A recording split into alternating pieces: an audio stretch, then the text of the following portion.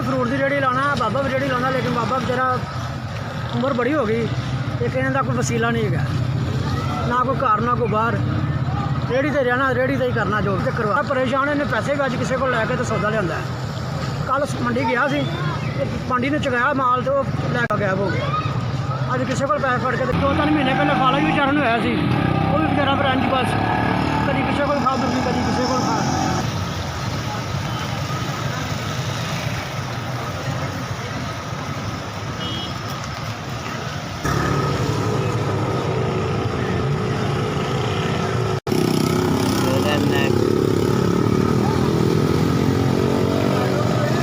अज बारिश होने डी, सुबह के दाना के 3 ही विके ने।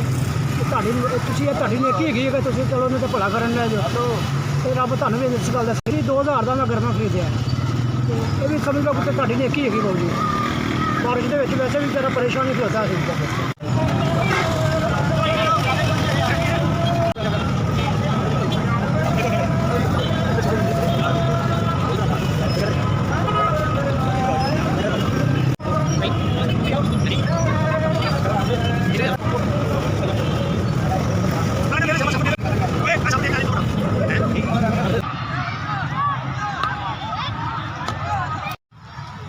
500 रुपया दे के सारी दाल लै ली, ताड़ी बड़ी मेहरबानी भाजी।